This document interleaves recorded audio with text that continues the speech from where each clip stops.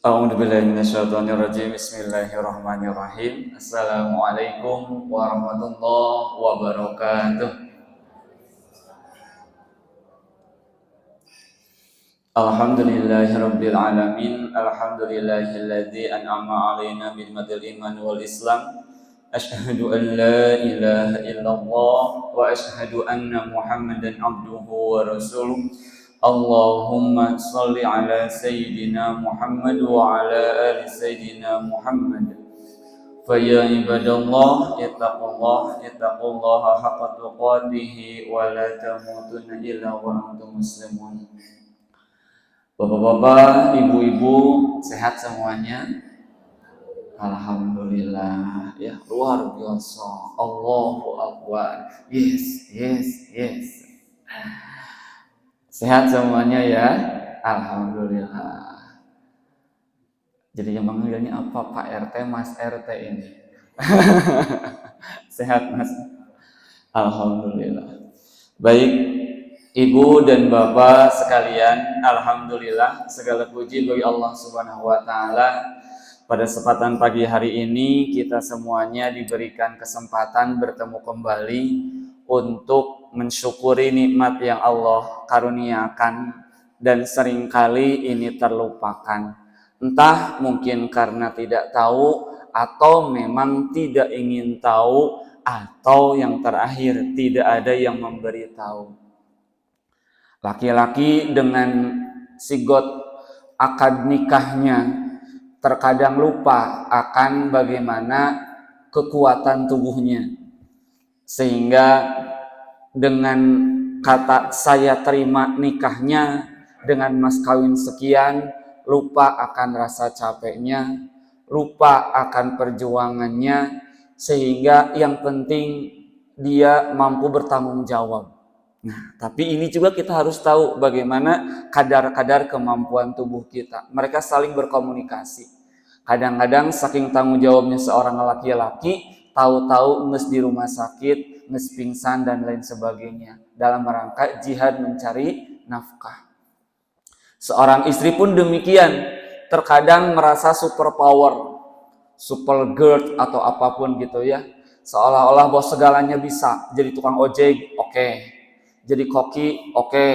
Salaki gering diurus, oke. Neangan duit, oke. Apal-apal masuk rumah sakit. Nah, ini terjadi seringkali karena ternyata banyak yang lupa akan kadar-kadar kekuatan komunikasi selnya. Tapi perempuan, laki-laki ternyata sel tubuhnya kuat luar biasa, apalagi yang sudah menikah. Kenapa? Karena mereka saling berkomunikasi. Maka jangan pernah seorang suami mencederai kepercayaan daripada istrinya. Karena ketika sudah sigot akad nikah dilaksanakan, maka dua sel insan ini saling berkomunikasi. Nu hiji gering, ngilu gering. Nu hiji senang, ngilu senang. Begitu. Nah, yang kemudian harus kita pikirkan adalah bahwa kedua ini bagaimana supaya tetap bisa berkomunikasi dengan baik. Nah, itu ya. Hari ini kita akan melihat bagaimana komunikasi ini terjadi untuk sebagai syukur kepada Allah Subhanahu wa taala. Ya. Laqad khalaqnal insana fi ahsani taqwim. Sungguh telah kami ciptakan manusia fi ahsani taqwim. Surat apa, Bu? At-Tin ya. Ayat tulisanana At-Tin. Kabaca di belakang, Bu? Terbaca. Ya, ayat sabaraha cenah? Ayat 4. Fi ahsani taqwim. Takwim itu adalah kerangka berdiri seperti sholat. Sholat juga dengan menggunakan takwim, yaitu mendirikan sholat. Formasi sholat. Sholat bukan Allahu Akbar saja, tapi dari Allahu Akbar sampai Assalamualaikum. Aduh, turnuhun. Ya, jadi penciptaan itu adalah kerangka, formasi. Itu yang harus kita pikirkan. Baik. Ibu, Bapak, dipercaya atau tidak, inilah bentuk awal kita ya, kita lihat.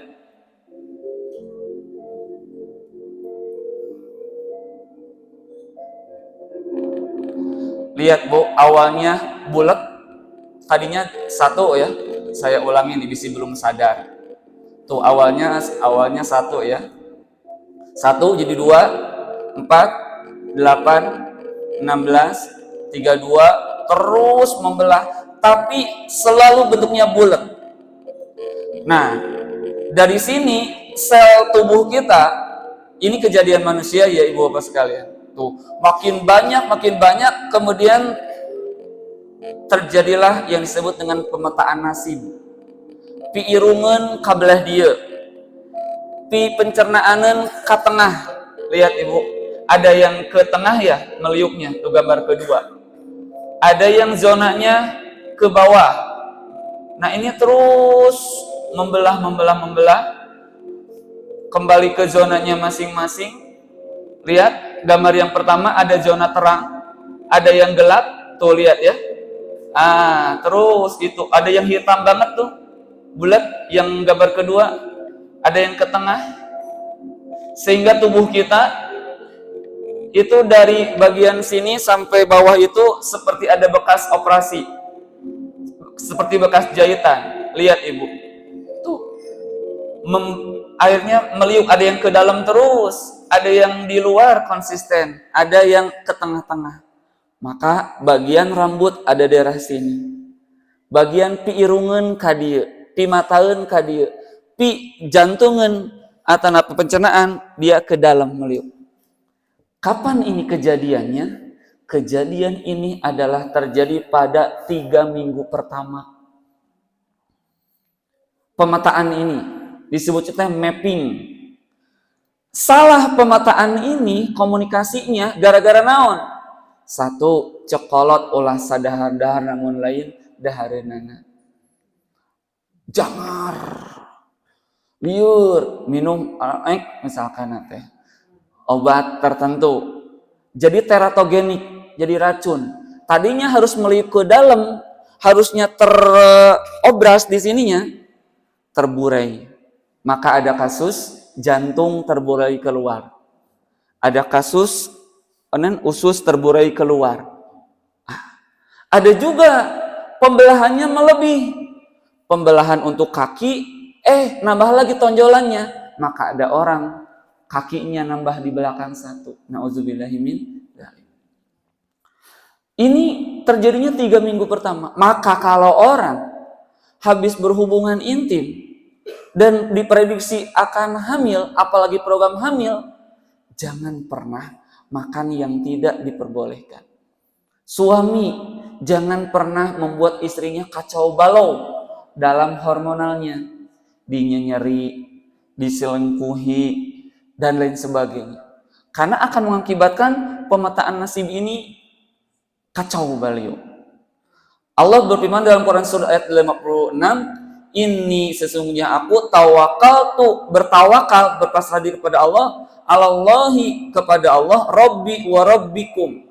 Nah, pada Tuhanku dan Tuhan kamu sekalian, ma min dzabbatin illa huwa akhidun bi nasiyatiha. Bahwa tidak ada satu hewan pun yang kecuali Allah menguasai sistem syarafnya. Syaraf ini berkaitan dengan bagaimana komunikasi sel ini bisa terjadi. Gitu. Baik. Jadi kita lihat fakta sainsnya, perintah bersyukurnya, hikmahnya.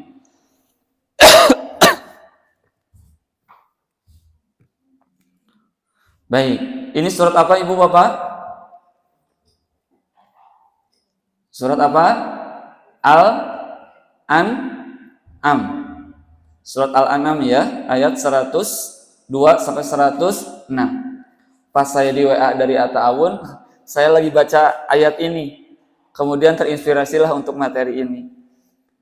A'udzubillahi minasyaitonirrajim. Apa Bu? Zalikumullahu, dialah Allah Tuhanmu, la ilaha illahu, tiada Tuhan selain Allah, khaliqu, dialah pencipta, kulli syai'in, segala sesuatu, fa'buduh, maka beribadahlah atau salatlah, beribadahlah, Wa huwa ala kulli syai'in qadir, dan dialah Allah pemelihara segala sesuatu atau maha kuasa ya. La tudrikuhul absaru, apa Bu?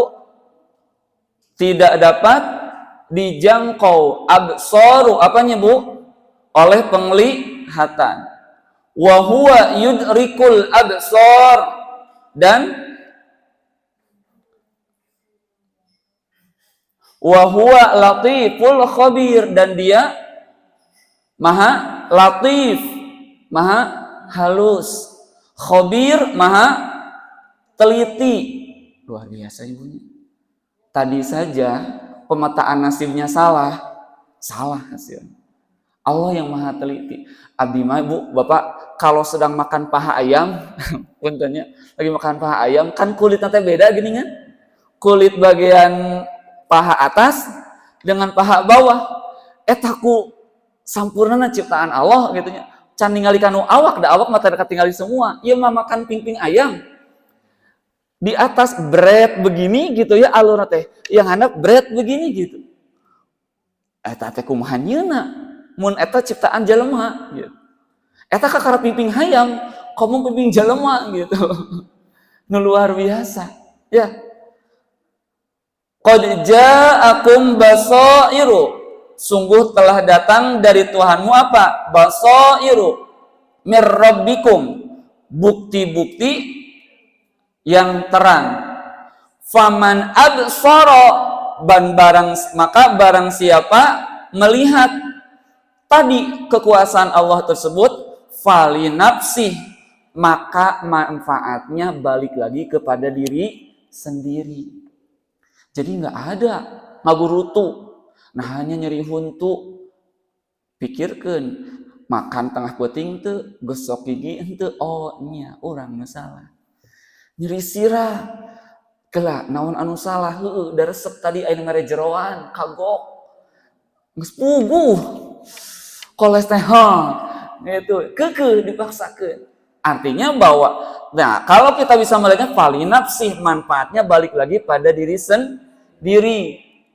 Faman waman amiya fa'alaiha wa ma ana alaikum bihafiz. Apa katanya? Barang siapa buta atau tidak melihat apa Bu? Kebenaran itu, maka kemudaratan kembali pada dirinya. Ya. Luar biasa ini ayat Al-Quran. Wa kadzalika nusarriful ayati. Apa katanya Bu? Dan kami mengulang-ulangi ayat. Ingat, ayat. Lamun Al-Quran ada menggunakan kata ayat, itu adalah akan ada kebermanfaatan bila dilakukan.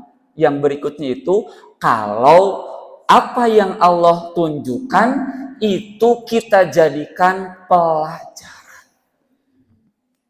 Kawas misal, cung di dieu ibu bapak anu teu pernah salah ka pasangan. Nggak ada ya. Nah masih anggar keneh diurus. Padahal itu diberi duitna baeud. Diberi duit saeutikna baeud. Diberi loba teu cukup. Nah habet anggar diurus. Karena ibu dan bapak senantiasa menjadikan setiap episode itu pelajaran. Oh, cek suami teh geuning diblekeun duit kabeh mah teu cukup setengah bulan acan. Sepi. Unggal menit. Oh, engke mah berarti kudu dua kalikeun duit teh. Tanggal 1 setengah, tanggal 15 setengah. Nah, hanya muruku sunu wae. Oh, paingan poe ayeuna 8. Minggu isukan 8. Minggu katilu 8. Mah kunaon? Heueuh, Pak, da cukup lagi kana 8 lecet. Ternyata kurang, maka berusaha lagi, tambah lagi.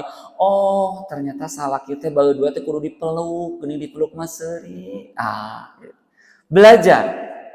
Ayat artinya kalau Al-Quran ada menggunakan kata ayat akan menjadi sumber kebaikan kalau menjadikannya bersyukur kepada Allah, komunikasi kepada Allah.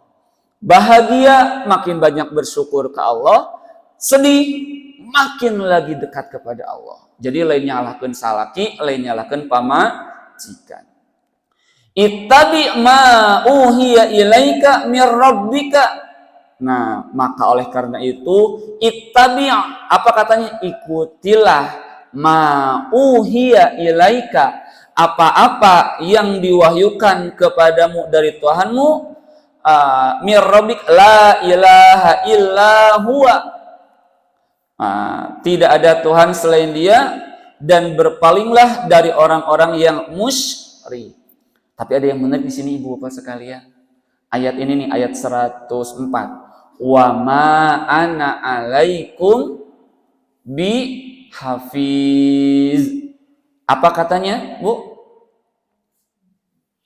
Dan katakanlah bukanlah aku alaikum dari kamu sekalian bi hafiz sebagai pemeliharamu.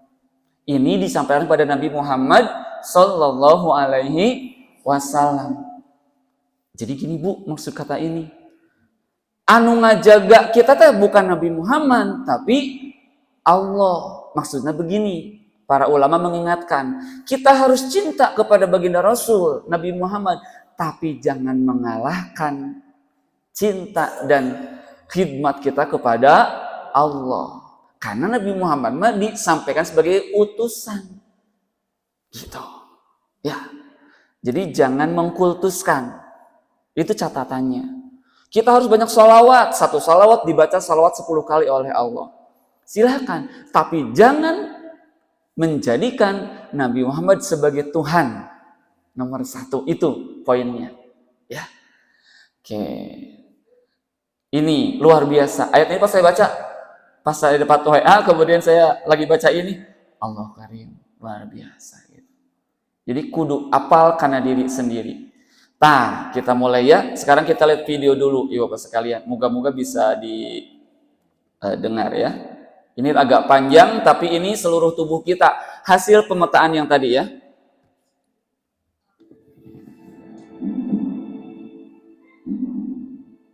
Setiap detik tanpa kita sadari, miliaran proses terjadi di dalam tubuh kita.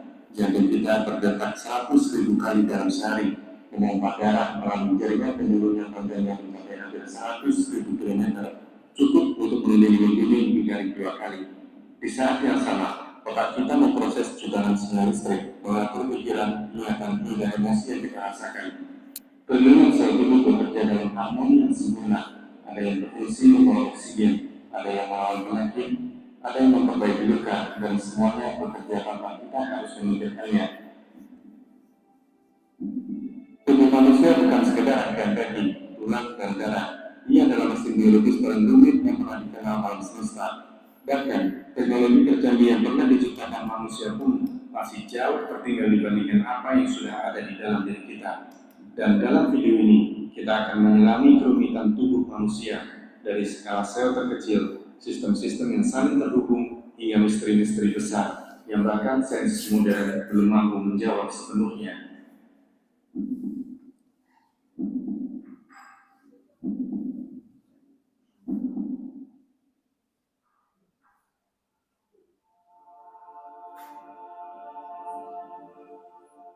Jika sel adalah unit terkecil kehidupan, maka sistem tubuh manusia adalah orkestrasi besar yang memastikan semua sel itu bekerja bersama. Tidak ada satupun sistem yang berdiri sendiri. Setiap organ, setiap jaringan, dan setiap sel saling bergantung satu sama lain, membentuk kesatuan yang luar biasa rumit. Ini pembelajaran sistem peredaran darah.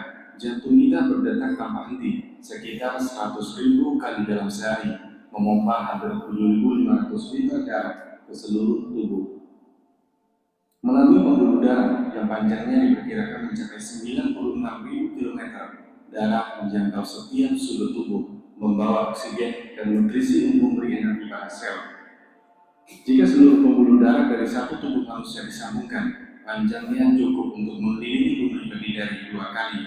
Bayangkan, semua itu ada di dalam tubuh kita. Lalu ada sistem saraf, jaringan komunikasi tercepat di alam. Otak manusia yang beratnya hanya sekitar 1,4 kg berisi sekitar 86 miliar neuron. Setiap neuron terhubung dengan ribuan neuron lain, membentuk triliunan sambungan yang disebut sinapsis. Sinyal listrik dalam neuron bisa bergerak hingga 400 km per jam, membuat kita mampu merasakan sakit dalam sepersekian detik atau menggerakkan tangan secepat refleks.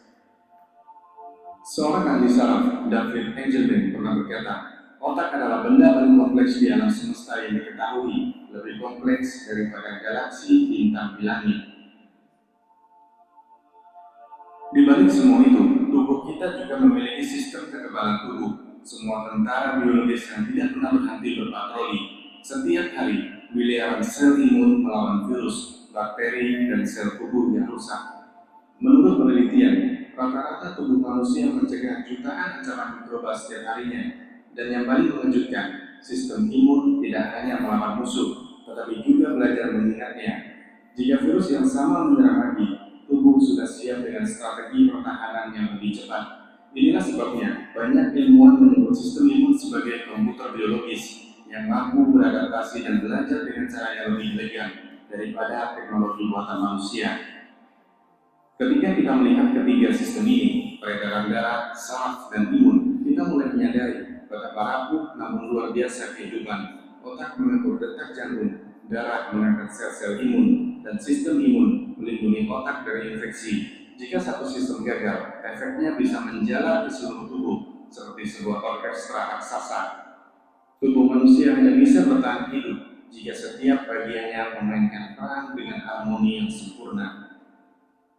Tubuh manusia bukan hanya rumit, tapi juga menakjubkan. Semakin dalam kita memahaminya, semakin kita menyadari bahwa di dalam diri kita ada dunia yang lebih kompleks daripada kota, lebih cepat daripada mesin, dan lebih misterius daripada jagat raya di atas kepala kita.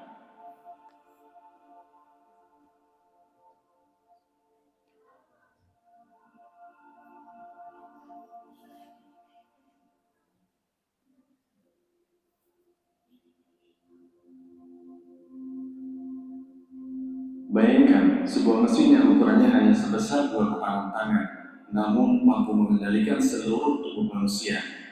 Mesin ini tidak terbuat dari logam atau kabel, melainkan dari jaringan hidup yang berdenyut dan berkomunikasi melalui sinyal listrik. Itulah otak manusia, organ dengan kerumitan yang membuat para ilmuwan terpesona hingga kini. Di dalam otak terdapat sekitar 86 miliar neuron. Masing-masing neuron bagikan simpul kecil yang bisa menjalin ribuan koneksi dengan neuron lain.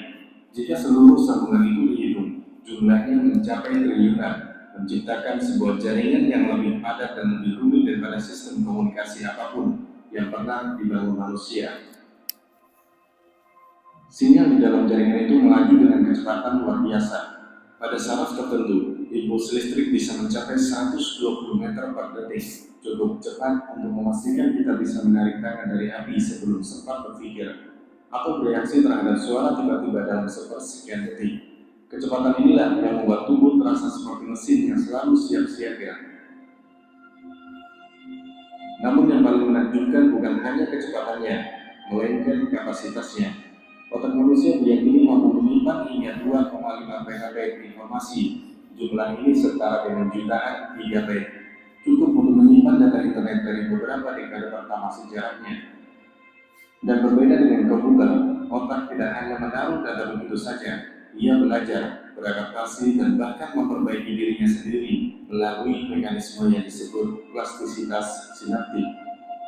Seorang ahli saraf terkenal, Dr. Ramachandran, pernah berkata, otak manusia adalah sepotong daging seberat 1,5 kilogram, namun di dalamnya terdapat rahasia alam semesta, seni, musik, dan kemampuan untuk memahami dirinya sendiri.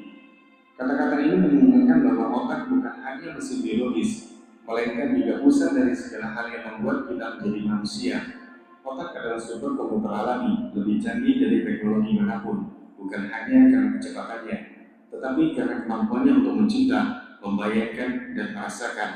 Di balik setiap pikiran dan emosi, tersembunyi kerumitan luar biasa yang masih menjadi misteri terbesar dalam dunia sains.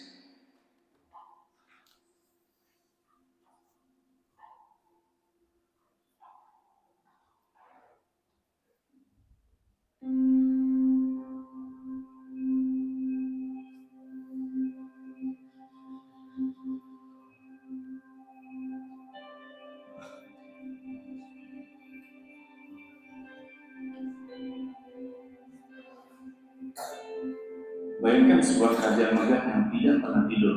Di dalamnya ada jalan raya raksasa, laboratorium kimia, pabrik energi, hingga pusat distribusi yang bekerja tanpa henti. Semua itu bukan khayalan, itulah tubuh manusia. Sebuah sistem yang begitu rumit, hingga para ilmuwan pun masih terus berusaha memahaminya. Mari kita lihat sistem peredaran darah. Jika pembuluh darah manusia disambungkan dari ujung ke ujung, panjangnya mencapai 100.000 km, itu cukup untuk melingkari bumi 2,5 kali. Lalu, siapa yang bertugas menjaga lalu lintas di jalan raya biologis ini? Sebuah organ kecil bernama jantung. Seukuran kepala tangan, namun jangan remehkan ukurannya. Jantung memompa sekitar 7.500 liter darah setiap hari, mengirim oksigen dan nutrisi ke 37 triliun sel dalam tubuh. Selama hidup, ia akan berdetak lebih dari 3 miliar kali tanpa pernah benar-benar beristirahat. Tak ada mesin buatan manusia yang mampu menyamai ketahanan jantung. Beranjak ke paru-paru, ketika kita menarik nafas, sebenarnya kita sedang mengisi sebuah jaringan biologis dengan 300 juta alveoli. Karbon kecil tempat oksigen masuk dan karbon dioksida keluar. Jika seluruh alveoli ini direndahkan, luas permukaannya bisa mencapai 700 meter persegi, setara dengan setengah lapangan tenis. Dengan luas sebesar itu, paru-paru mampu menyediakan oksigen yang cukup bahkan ketika kita hanya duduk tenang, berbicara, atau bahkan tidur. Setiap tarikan nafas adalah bukti kerjasama yang sunyi. Kini mari kita perhatikan hati. Organ ini sering disebut pabrik kimia tubuh. Dan bukan tanpa alasan, hati melakukan lebih dari 500 fungsi vital. Ia menyaring racun dari darah, menyimpan cadangan energi, membentuk protein, hingga memproduksi empedu untuk mencerna lemak. Lebih menakjubkan lagi, hati adalah salah satu organ dengan kemampuan regenerasi. Jika sebagian besar jaringannya rusak, hati mampu tumbuh kembali, seakan-akan hati yang hancur sebagian bisa membangun dirinya kembali dari fondasi. Namun tubuh manusia tidak hanya mengandalkan 3 organ besar ini, setiap sistem lain juga bekerja dengan harmoni. Ginjal misalnya menyaring sekitar 50 galon darah per hari, memisahkan limbah yang berbahaya dari zat-zat yang masih dibutuhkan. Khusus bekerja sama dengan miliaran mikroba lain, membentuk ekosistem kecil yang membantu kita mencerna makanan dan bahkan memengaruhi suasana hati. Ahli biologi molekuler Lewis Thomas pernah menulis, tubuh manusia bukan hanya mesin, melainkan sebuah ekosistem. Di dalamnya, organ-organ berperan layaknya kota, industri, dan jalan raya yang saling terhubung. Gambaran ini sangat tepat. Kita tidak sedang hidup dalam sebuah tubuh, kita sedang hidup dalam sebuah peradaban biologis yang setiap detiknya bekerja demi kelangsungan hidup kita. Bayangkan, setiap kali jantung berdetak, paru-paru mengembang, dan hati menyaring, ada miliaran proses kecil yang terjadi serentak. Semua berlangsung tanpa kita sadari, tanpa kita harus memikirkan apapun. Ketika kita tertidur, tubuh tetap terjaga. Ketika kita diam, di dalam tubuh berlangsung aktivitas setara dengan hirup-pikuk sebuah kota raksasa. Inilah keajaiban tubuh manusia, sebuah sistem yang tidak hanya mempertahankan hidup, tetapi juga menunjukkan betapa luar biasanya desain kehidupan itu sendiri. Dan semakin kita memahami kerumitannya, semakin kita menyadari bahwa tubuh manusia bukan sekedar daging dan tulang. Ia adalah mahakarya biologis yang terus bekerja, tanpa pernah meminta kita untuk benar-benar mengerti.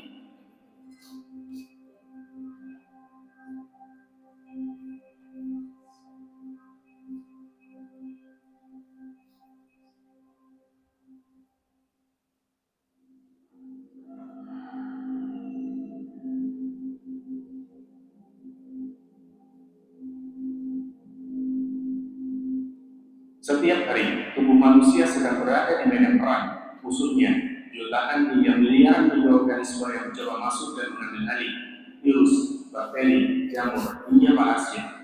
Semuanya mengintai, menunggu celah sekecil apapun untuk menyerang. Dan yang mengejutkan adalah kita bahkan tidak menyadari peperangan itu, karena ada sebuah sistem pertahanan yang selalu siaga tanpa pernah tidur, yaitu sistem imun.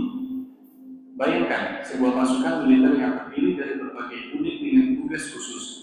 Sel darah putih adalah tentaranya, ada neutrofil yang menjadi barisan depan menyerang musuh begitu mereka masuk. Ada makrofag, sel pemakan yang mampu menelan dan menghancurkan penyusup berkali-kali lipat lebih besar dari dirinya. Lalu ada sel T pembunuh yang bekerja dengan kecepatan seperti sniper, menemukan sel tubuh yang sudah terinfeksi lalu menghancurkannya tanpa ampun. Di sisi lain, ada sel B yang memproduksi antibodi, senjata kimia kecil yang menempel pada virus dan bakteri dan menandainya untuk dimusnahkan. Pertahanan ini tidak hanya bekerja di satu titik, tetapi di seluruh tubuh. Luka kecil di kulit bisa menjadi pintu masuk bagi jutaan bakteri. Namun dalam hitungan menit, sistem imun sudah mengirim pasukan ke lokasi. Peradangan yang kita lihat, kemerahan, bengkak, rasa panas, itu sebenarnya tanda peperangan yang sedang berlangsung. Tubuh mengerahkan sumber daya, meningkatkan aliran darah, mengirim sel-sel tempur ke medan perang. Semuanya demi melindungi kita dari ancaman yang bahkan tidak terlihat oleh mata.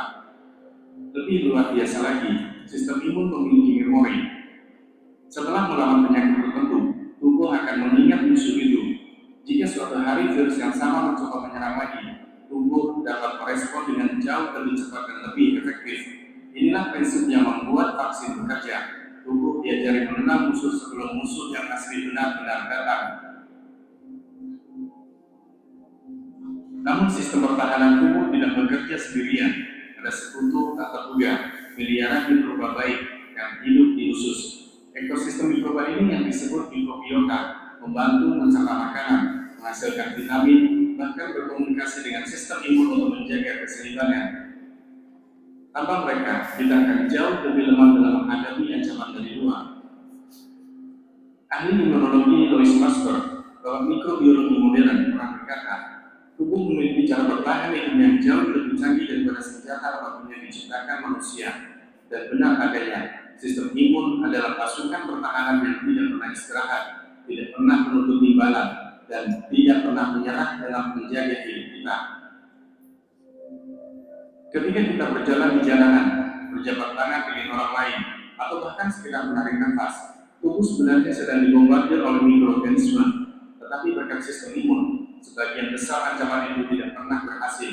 Kita jarang menyadari, namun tanpa benteng tak terlihat ini, satu infeksi kecil saja bisa berakhir mematikan.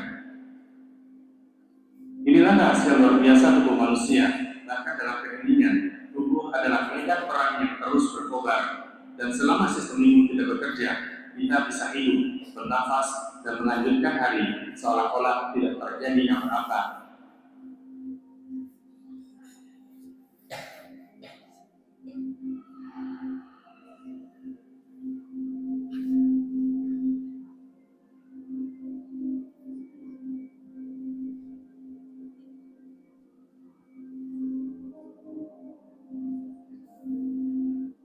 Salah satu keajaiban terbesar tubuh manusia adalah kemampuannya untuk memperbaiki diri. Tidak seperti mesin buatan manusia yang harus dibongkar, diganti suku cadangnya, atau diperbaiki oleh teknisi. Tubuh manusia memiliki teknisi internal yang selalu siap bekerja, bahkan saat kita tidak sadar. Lihat saja ketika kita terluka, luka kecil di kulit tampak sepele, tapi sebenarnya tubuh sedang melakukan operasi darurat dalam skala mikroskopis. Begitu kulit robek, darah segera menggumpal dan menutup celah.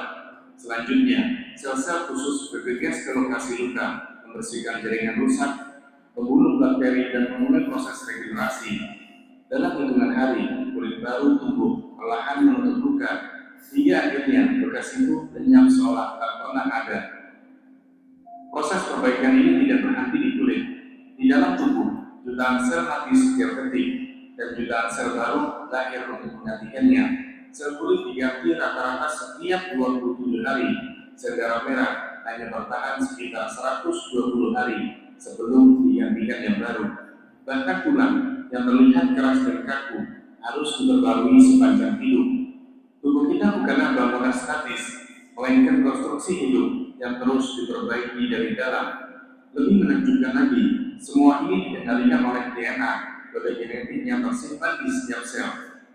DNA adalah blueprint tubuh, manual perbaikan yang memberi instruksi detail sel mana yang harus tumbuh, kapan harus membelah, dan bagaimana memperbaiki kerusakan.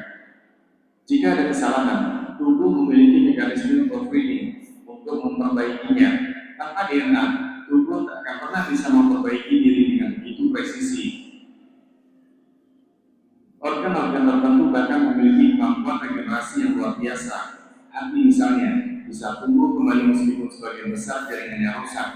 Jika hanya sepertiga hati tersisa, organ itu tetap mampu membangun dirinya kembali hingga hampir utuh.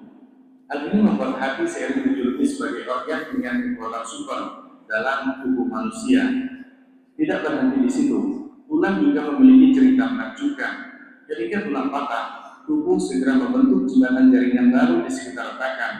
Dalam beberapa minggu, jembatan itu mengeras dan seiring waktu, tulang tersebut bisa kembali sekuat semula. Ahli biologi sel, Bruce Albert, pernah berkata, tubuh manusia adalah kumpulan mesin molekuler yang dirancang untuk membangun, membongkar, dan memperbaiki dirinya sendiri tanpa henti. Ucapannya menggambarkan realitas yang sering kita abaikan. Tubuh bukan hanya bertahan hidup, tetapi juga harus menyembuhkan dirinya, seolah-olah kita memiliki bengkel tersembunyi di setiap sel. Dan yang paling menakjubkan, semua itu berlangsung tanpa kita harus berpikir. Saat kita tidur, saat kita bekerja, bahkan saat kita hanya duduk diam, tubuh sedang memperbaiki kerusakan, memperbarui sel, dan menjaga kita tetap hidup. Tubuh manusia dengan segala mekanisme perbaikan ini bukan sekedar mesin biologis. Ia adalah mesin kehidupan yang mampu memperbaiki dirinya sendiri, sebuah keajaiban yang membuat kita, seberapapun rapuhnya, tetap bisa bertahan menghadapi dunia.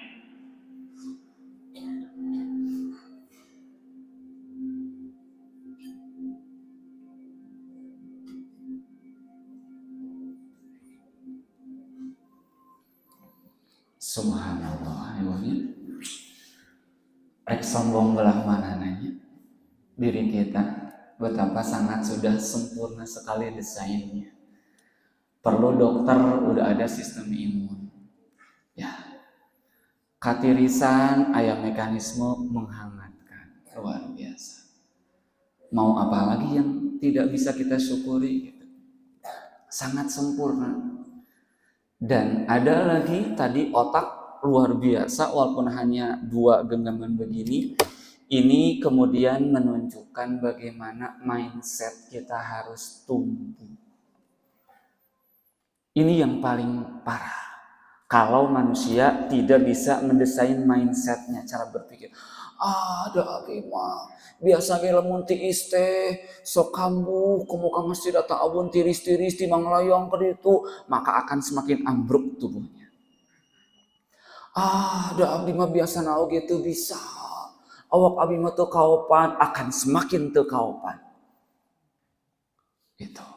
Tubuh kita sudah sempurna, kalau mindset kita kuat akan lebih kuat. Insya Allah. Ya. Ibu bapak sekalian, baik, kita lanjutkan. Ya, luar biasa. Jadi Allah menyampaikan dalam surat Al-Furqan ayat 2, wa khalaqa kulla syai'in faqaddarahu taqdira. Dia menciptakan ukurannya dengan serapi-rapinya. Aya nu teu rapih tadi. Rapinya. Luka wek langsung sel darah merah, fagositosit langsung terbentuk, akhirnya korengan coplok jadi kulit yang baru. Kurang kumaha. Ya. Seukuran serapih-rapihnya, luar biasa. Yang kedua, mata. Allah berfirman, wala taqfu ma laisa laka bihi ilmu, inna sam'a, sesungguhnya pendengaranmu, wal basaru, dan penglihatanmu, wal fuadu kullun ulaika kana alaihi mas'ula. Panguping, penglihatan, semuanya akan termasuk fuad, yaitu kolbu, hati, akan dimintai pertanggungjawaban. Kita tahu, kata para ulama, kalau ingin tahu yang kita lakukan itu termasuk dosa atau bukan, cukup tanya hatimu. Merod atau lakukan. Ibarat kieu, ibu-ibu menemukan uang di saku suami. Pasti hati mah jujur, ingin diceritakan heula, bisi duit titipan. Tapi nafsu, teu cukup ieu duit nana oge. Leutik oge matil, ari lain duit urang mah. Tetapi yang paling genah kalau ibu berkata, "Pah, aya artos 1 juta dina saku, nu papa sanes, tapi kau abdi wae nya dipasikeun beuki atoh teu dipasikeun oge tenang." Sabab jelas, mama cantik sayangku, lope-lopeku hampura. Eta mah artos anu masjid Ata'awun tadi muka koropak menang 1 juta. Kan tenang, alhamdulillah tuh boro mamah tadi namareka yo naraktir ibu-ibu jajan baso si emang tanggung. Tenang, selesai.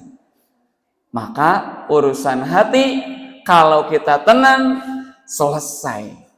Tapi kalau ada keraguan, segera tindak lanjuti.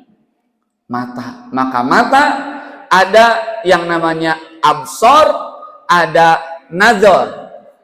Kalau basor adalah penglihatan yang sifatnya adalah kolbu.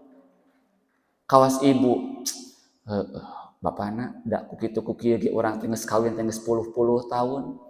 Apal we atuh, ngabohong mah da katingali. Gitu. Pah tos di mana? Teu. Biasa we gaul. Cuk kanu hate, itulah penglihatan yang disebut dengan naluri kolbu.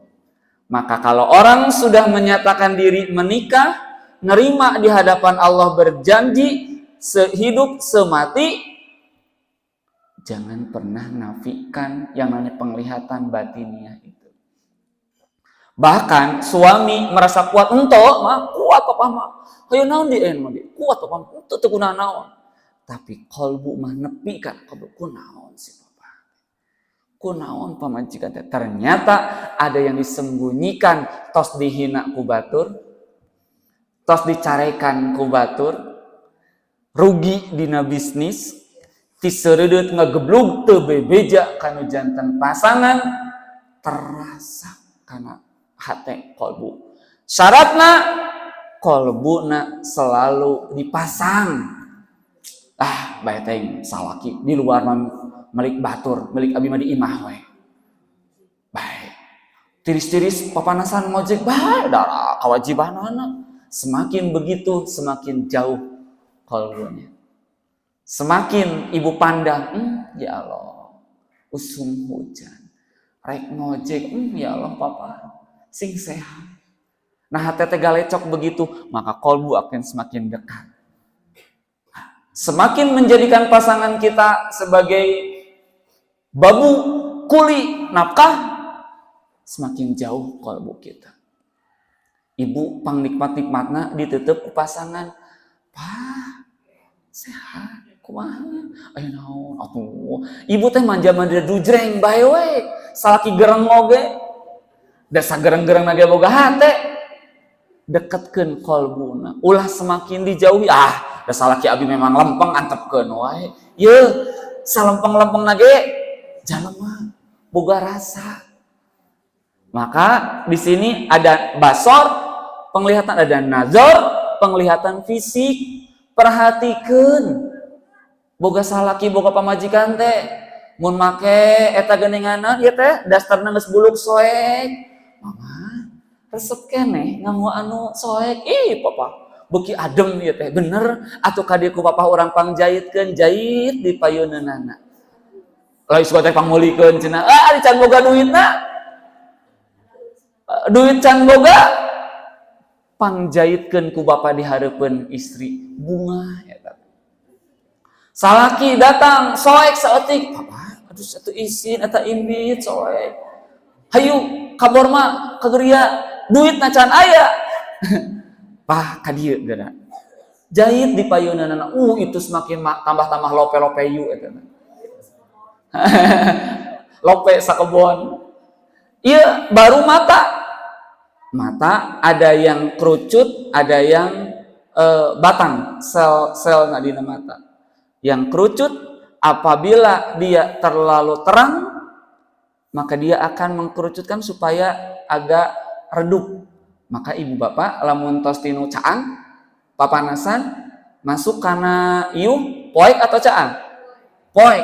Karena satakar kebek diredupkeun asup kana poek, beuki poek. Gitu. Ketika dari tempat yang gelap, satakar kebek aya geuningan di urang mah CCTV ayeuna mah. Tuh aya malaikat itu tuh rokib atid digital tuh gitu. Jadi moal aya anu teu kapanggih di ataun mah abi wae basa eta minjem layar ka dieu, Mas, minjem layar. Nya sudah ada apa teh ngirim screenshot. Aing mah aya malaikat teh. Dina CCTV ataun langsung di screenshot. Oh bener lamun anu maling teh kapanggih aing teh. Kelihatan. Gitu ya. Jadi jangan pernah kita tidak yakin bahwa malaikat itu ada. Nu digitalnya saya. Oke. Mulut. Dina mulut saya tidak perlihatkan videonya karena panjang juga. Di mulut ada lidah. Apa yang ibu bapak rasakan ketika keur barusuh? Perih. Raos tuan. Henteu. Najan cek pasangan teh, mama, papa menang bonus. Ieu meuli mamkar resep ieu, soto Bandung, soto Batawi. Pas dituang raos teu. Henteu. Perih wae nu aya. Tapi ketika lidah ini sehat, rapi, najan tuang dibawa ke ampera. Aya sambal, aya lalap, aya asin peda, oge diperlukan daging 1/2 kilo gitu ya. Raos. Udah mah sehat, makanannya nikmat. Bisa bersyukur. Kunaon bisa rusak? Lidah, pencernaan. 1, upami barang tuang sok terlalu panas, terlalu dingin. Ibu-ibu tamarakan bakso. Munaon? Isukan ka dieu. Eta ge can beak geus nyebutkeun isukan ka dieu deui. Saking kunikmatna. Sabab nikmat. Tapi terlalu panas. Tonjolan-tonjolan yang ada di lidah ini keras bahasa Jerman nama. Ting bahasa Indonesia naon ari keras? Kang Iwan naon? Teuing Mas bahasa Jawa na keras naon? Nggak tahu juga ya. Teuing apaleun keras ge naon? Kalau terbakar tah eta, terbakar. Itu teh sel-selnya rusak, Bapak. Gara-gara terlalu panas. Berapa hari kemudian baru sembuh lagi karena tadi ada sistem imun. Terlalu dingin, terlalu panas, bukan hanya fisiknya yang rusak, tetapi enzimnya yang mencerna makanan secara kimiawi juga pun rusak. Akhirnya makanan tidak tercerna dengan baik, ke perut itu dalam kondisi kurang baik, sehingga tidak menjadi energi bagi tubuh kita. Terlalu dingin, keur makan bakso, langsung es, apapun makanannya, minumnya, bari jeung dimasuk kaluarkeun eta tina kulkas. Dingin, geus mah dirusak enzimnya ku panas, lidahnya terbakar, langsung digejos. Langsung enzim rusak, bukan rusak, tidak aktif sama sekali. Karena enzim tidak akan aktif kadal terlalu dingin. Hiji dibombastis dirusak, yang kedua tidak aktif. Kira-kira pencernaan bertanggung jawabnya rapi atau tidak? Tidak. Mereka saling berkomunikasi. Makana nyeri belah dia, ngarasakeun belah dia. Nyeri belah dia, ngarasakeun belah dia. Itu selalu berkomunikasi tubuh itu. Cuman manusia anu tidak tahu ada, tidak tahu berterima kasih. Ya, dari mulai mulut itu luar biasa. Makanya kulu mimma fil ardi halalan thayyiba. Di sini surat apa, Bu? Surat Al-Baqarah ayat 168. Kulu, makanlah kamu sekalian, mimma dari apa-apa, fil ardi yang ada di bumi ini, halalan yang halal, dan thayyiba baik. Sakira-kira panas keneh kolot oge baheula lamun sangu kakara diangkat diakeul heula. Ieu mati namanya jikong geus puguh panas. No dina video koplok mah geuningannya di wadahan dikitukeun dicokot wadahna dikieu diasupkeun ka jero calanana gitu. Oh oke garawakan gitu. Nah, eta mah heureui saja. Thayyib di situ artinya apa? Jangan terlalu panas, jangan terlalu dingin, juga dikunyah dinikmati, juga dalam kondisi tidak boleh ada racunnya. Walaupun tadi kelihatan punya. Siapa tadi yang mengekstrak racun? Hati yang mengekstrak racun ya. Bahkan luar biasa kalau kita punya ahli ekonom Pak Ahmad Dahlan kalau nggak salah pernah jadi menteri ya. Beliau hatinya dicangkok dari seorang anak dari Cina. Hatinya sudah diganti dengan hati orang Cina. Itu walaupun ditempel, dia akan regenerasi tumbuh, bahkan tadi kalau ada sepertiganya bisa tumbuh lagi jadi hati yang utuh. Tapi tong berharap bisa diganti ku hati hayam, hati sapi. Harus sesama manusia, yang paling bisa adalah orang tua ke anak, anak ke orang tua. Misal bapak nate mau, anak nate punya penyakit hati, hatinya sudah tidak berfungsi, maka geletuk maut bapakna langsung dibedah, langsung diambil hatinya, copot nu anakna, ganti bisa berfungsi lagi. Ti suami ka istri bisa toh beda indung beda bapak cuy, tetiasa. Ti istri ka suami tidak, kecuali ada kemungkinan kalau nikah nate saturunan saaki sanini, suka ada yang begitu ya nikah, atau memang secara gen atau secara golongan darah itu mirip, itu nanti dicek lagi terlebih dahulu, bisa ya. Oke, berapa menit lagi mas? Oke, baik. 4, lambung. Ibu, lambung tahu lambung? Sok aya penyakit nanti nih, tipes, gitu ya penyakit nanti. Ibu, bapak, kalau ini adalah, keringat hadat, bismillahirrahmanirrahim. Lambung tuh kayak gini, ibu bapak sekalian. Lambung itu ya. Hebatnya lambung, lamun dibayangkan liatna, kalau dibayangkan liatna, ibu bapak pernah makan ansok jeung hati naon digoreng teh mas, gigreun hati teh. Lain ansok jeung hati teh naon? Ampela. Lihat tuh. Lihat kan? Tah, kalau dibayangkan ini adalah lambung, ibu kan di sini dari mulut ya, mulut ke kerongkongan, kemudian ada katup terlebih dahulu, udah katup baru ke lambung. Dari lambung juga ada katup lagi baru ke usus. Nah, hebatnya si lambung ini dia menghasilkan asam. Untuk apa asam? Untuk menetralkan racun, membunuh bakteri, dan juga mencerna lemak. Makanya lamun ibu-ibu ngumah daging ayam, daging sapi, sok makai dicurulkan jeruk. Supaya apa? Keset kan? Hilang. Nah, di sini malah diproduksi asam. Apakah salah? Tidak. Karena dia punya struktur otot satu ke pinggir kita. Alur nana teh kawas dress ibu-ibu rek undangan gini set ka dia gini ngantah gitu. Bentuk teh kieu set gitu. Jadi dia bentuknya set gini. Alur ototnya ada yang ke pinggir begini. Nyangcang. Tapi ada juga yang dari atas ke bawah seret begitu alur ototnya. Tapi yang ketiga ada lagi yang alurnya begini. Nah, ke pinggir. Makanya kalau ada artis yang namanya Melly Goeslaw misalkan, dia bisa langsing karena dipotong dipotong ini potong sepertiganya disesakeun dipotong 2/3-nya tinggal sepertiganya. Jika karena 2 huap geus wareg karena udah penuh. Gitu. Normal atau tidak akan terasa pada usia udah mulai 60 ke sana. Karena luas kalau kieu, cuman tinggal sakieu, yang ini dibuang. Otomatis proses pencernaannya tidak akan sempurna.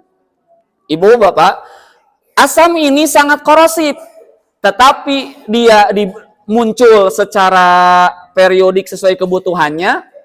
Jadi misalnya, ada makan nih yang lemak yang banyak, asamnya keluar banyak. Lemaknya sedikit, ya sedikit saja. Sehingga dia tidak korosif. Dan hebatnya lagi, lapisan lambung ini bisa regenerasi per 3 hari sekali. Jadi ketika ada korosif, dia akan memulihkan kembali. Makanya ibu bapak kalau minum antibiotik minimal sabaraha poe? 3. Itu dasarnya. Kenapa hubungannya naon? Orang makan antibiotik, lapisan ini akan korosif oleh asam tadi. Dengan kita mengkonsumsi anti sakit, maka ini akan korosif. Makanya suka dikasih dulu obat lambung, obat mah. Ini cenah pelapis, makan dulu sebelum makan. Atau makan dulu sebelum makan obat yang lain, suka gitu ya. Itu obat mah-mahan gitu, untuk melapisi ini. Karena ketika makan anti nyeri, ini akan terjadi korosif oleh asam tadi. Karasana kumaha riona? Ibu, bapak pernah abis mual, muntah, aya anu kaluhur sedikit cairanana, naon karasana? Pahit, aya nyerina, ada kayak terbakar, gitu. Nah, kenapa? Karena di atas lambung katupnya terbuka, sedangkan dari lambung ke kerongkongan ke atas tidak punya lapisan yang sekuat di lapisan lambung. Makanya terbakar oleh cairan lambung. Wow, suka gitu kan ya. Aduh, ini asal lada, asal keningan gitu nya. Karena apa? Terbakar oleh cairan asam lambung tadi. Luar biasa. Aya keranan, Bu. Makanya lamun lagi muntah, ya Allah, nyeri. Kenapa? Katupnya begini, Bu. Ini adalah mulut, kerongkongan. Ada katup. Katupnya begini. Berarti kaos kieu asupna set, tutup lagi. Ketika muntah, dipaksa harus keluarinnya dari sini. Dipaksa harus begini, jadi begini. Harus balik lagi, begini lagi. Maka katup yang tadinya begini harus maksa membuka keluar, harus balik lagi begini. Makanya seueul di sini. Luar biasa. Ciptaan Allahnya dari kerongkongan ke lambung ada katupnya. Dari lambung ke usus juga ada katupnya. Ya, baik, sudah harus beres sepertinya. Usus adalah tempatnya tadi jutaan triliunan mikrobiologi. Bahkan, tapi yang saya ingin ingatkan Ibu sekalian, bahwa di usus ini ada berbagai macam bakteri ini. Lihat Ibu. Ada Lactobacillus sp. Itu kudu diapalkeun dalin kuliah biologi ieu nya. Ngan ngabejaan we, aya anu ngaranna teh Lactobacillus sp. Kumaha penampakanna tah kawas ieu. Kemudian ada Bifidobacterium di usus besar. Tah ieu gambarna, menurunnya imunitas peradangan usus dampakna. E. coli, ada E. coli positif, ada E. coli negatif. Penampakanana mana? Tah ieu E. coli teh. Bedana anu lain mah eueuh cambukan, kalau dari jauh mungkin nggak kelihatan ya. Ini tuh ada cambuk-cambuknya Ibu. Jadi ini satu bakteri, di pinggirnya itu ada Ibu apa? Apal tripet? Tripet paraginalian? Tah bayangkeun sab kapsul eta teh aya tripet-tripetna gitu. Alat gerakna, alat cambukna. Tah, E. coli ini pada dasarnya adalah bagus. Tuh tinggal membantu sintesis vitamin K, melindungi dari kolonisasi bakteri patogen. Tapi kalau E. coli ini sudah ke lingkungan, kawas urang di dieu. Kan di dieu mah pamicenan cai ti ditu. Ti ditu ti rumah nu ti Manglayang, Ciguruik, cinunu, kadi pembuangan ke sini, anu micen besi, anu micen tina toilet dan sebagainya, berkumpullah sisa-sisa berbagai hal itu, bertemu dengan E. coli, E. coli-nya menjadi strain, menjadi negatif, menjadi musuh, membuat orang menwa, mencret wae. Jadi karena dia bertemu dengan lingkungan yang sangat kotor, dia berubah. Maka pernah suatu hari Abdi pernah pertama kali pindah dari sini, Permata, ke rumah sasaungan yang sekarang, itu kan depannya tuh masih sawah. Eta, Mas, loba tangkal kangkung. Orang kampung ningali kangkung kabita. Ku Abdi teh, aduh ya Allah, kangkung muni banyak keur hujan kieu. Dipetekan ku Abdi teh pucukna teh. Biasalah dipasak. Isukna atanu ngalate Abdi, Simba Ruby, jeung suamina. Sarua dipasak, isukna geger kabeh mencret wae. Kenapa? Karena tangkal kangkung mah kan jadi katingali seratna. Dengan mudahnya dia menyerap air dari lingkungan, dan di lingkungan itu kemungkinan besar E. coli strain, E. coli negatifnya sudah banyak, terbawa ke kangkung, kangkung dituang, akhirnya ke sini terkontaminasi oleh E. coli strain, E. coli yang jahat. Tepati-pati jahat E. coli teh, kecuali kalau dia bertemu dengan sisa-sisa kehidupan jalema. Gitu. Ya, ini E. coli. Kemudian ada Staphylococcus. Di sini ada kulit rongga hidung, tadina kulit. Ibu oma. Sahoyong-hoyongna sahoyong-hoyongna wajah bodas harus dengan ahlinya. Hoyong bodas mah serpun anak, ayah teteh kan tiap hari pakai sepeda ku ala amanah ayah, mulut kaliut ayah jadi belang, terus kumaha hoyong putih tuh di dapur aya cat bodas cek saya teh. Langsung dicat. Yang normal-normal saja, salaki oge. Sakira-kira pamajikan lain turunan bodas kawas urang Belanda mah. Tong nuntut hayang bodas. Dasieun di dieu di bodasan. Di dieu pas salaman, lain abdi ngomong. Lebih baik normal-normal saja. Tong sok hayang dituntut bodaskeun bae. Anapun saminggu sakali reka undangan make taplok suedo ka dieu keun jadi bodas saharita ngan sapopoe. Tong hayang sina bodas, lamun memang kulitnya lain keturunan bodas. Karena ternyata sudah ada tuh bakterinya. Kulit sini ada Staphylococcus, bahkan ada yang dermatis gitu, bakteri apa gitu ya, yang untuk di bakteri di kulit. Itu bagus. Ngan ulah sok diantep terus-terusan. Jadi we bau hasum. Makanya perlu mandi karena ada bakterinya triliunan. Ini ibu bapak sekalian bisa dilihat gambar-gambar bakterinya sangat luar biasa. Ya kalau dilihat di sini indah sih bentuknya, tapi data indah lamun beraksinya negatif gitu. Ini bakteri pada kulit efeknya nih. Ibu-ibu hati-hati kalau ada dalam merek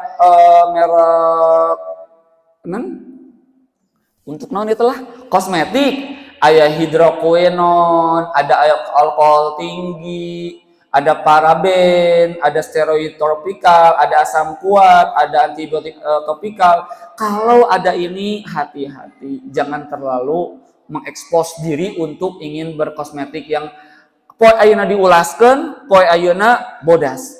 Artinya sesuatu yang kun payakun ngadadak negatif. Berproses saja.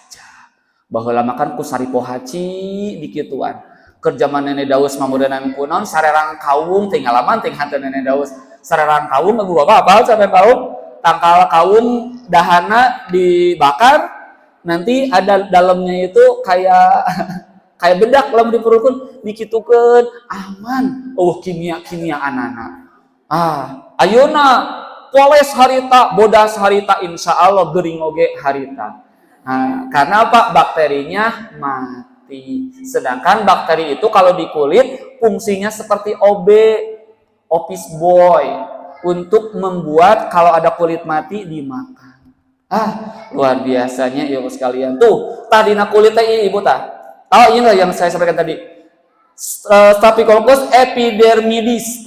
Aya bakteri di dalam kulit ini. Ada Staphylococcus aureus. Ada Phytosporum SPP, Itu bakteri teh loba dina kulit teh, mata pantes lamun jalema teu mandi sapoe. Bawa cem. Kalau lamun geus saminggu can mandi, geura siapkeun cai panas, make uyah sendok, kemudian pakai daun seruh, sina mandi dikuplas-kuplas, insya Allah langsung bersih. Aya deui engke bakteri, aya deui engke oge ngan anu geus numpuk eta bersihan. Teu kudu digosok di kumaha, cukup saja tadi air hangat, pakai garam 1 sendok, kemudian pakai tadi apa tuh daun seruh, insya Allah bersih lagi. Ya, ieu anu dina kulit. Kemudian ini yang terakhir Ibu-ibu sekalian, kalau karena udah waktunya sudah mau habis, ini yang terjadi ibu-ibu ayeuna mah jiga nu gaya jogging. Bapak-bapak make di dia geningan anu tanpa kabel, headset tanpa kabel. Ting tong sepi. Nah, naon langsung jedor. Ini yang terjadi Ibu-ibu sekalian. Saya mengingatkan saja. Through your earbuds. The loud sounds cause the tiny hair cells in your inner ear to vibrate excessively. Over time, this intense vibration can lead to the breakdown and death of these hair cells. Once damaged, these cells cannot regenerate, leading to permanent hearing loss. Additionally, prolonged exposure to loud noise can cause tinnitus, a constant ringing in the ears. Gitu. Jadi dina panguping teh aya antena yang merasakan suara salaki, suara tetangga, suara budak, suara batur, suara motor, suara mobil. Eta teh dikenali, tapi terlalu sering bertemu dengan jedor. Sel-sel antena tadi rusak, mulai mati. Maka tadi, Neng, iya akang, Neng. Eta berarti mulai deodo, lele, dole.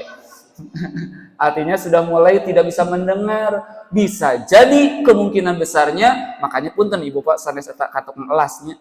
Lamun tukang elas awal-awal suka ditutup. Lama-lama kalau di luar negeri itu tidak boleh dipakai, harus dipakai. Harus selalu dipakai karena memang akan rusak telinganya. Maka lama-lama kemudian tidak bisa mendengar. Karena apa? Rusak ininya. Begitu ya. Baik, Ibu sekalian, ini ginjal tadi sudah, sel tumbuhan juga ujung-ujung nama fabi ayyi ala'i rabbikuma tukadziban, nikmat mana lagi yang akan kita dustakan. Begitu sangat luar biasa. Syukur akan nikmat merupakan keniscayaan sebagai wujud mengaku sebagai seorang hamba. Saya Iwan Ridwan Yusuf, mantan Aura Kasih. Cukup sekian dan terima kasih. Ya. Inna a'tainakal kautsar fasholli li rabbika wanhar inna syani'aka wal abtar. Allah telah memberikan nikmat yang kausar yang sangat luar biasa. Fasholli li rabbika wanhar, maka perbaikilah salatmu dan sembelihlah hewan kurban atau hewan akikah sebagai wujud penghambaan kita kepada Allah. Inna syani'aka wal abtar. Sesungguhnya orang-orang yang tidak melakukan sholat dan berkurban tadi, mereka akan menjadi orang yang abtar, yaitu orang-orang yang diputus akan nikmat-nikmat yang sebanyak apapun. Itulah saja, moga-moga ada manfaatnya. Moga-moga hapunten ieu mah teuing kuliah biologi, teuing diajar agama. Nu penting mah orang syukur ka Allah Subhanahu wa taala atas nikmat yang luar biasa ini. Hatur nuhun, mangga. Ya, alhamdulillah tadi sudah disampaikan materi dan sebenarnya jawab pertanyaan. Silakan.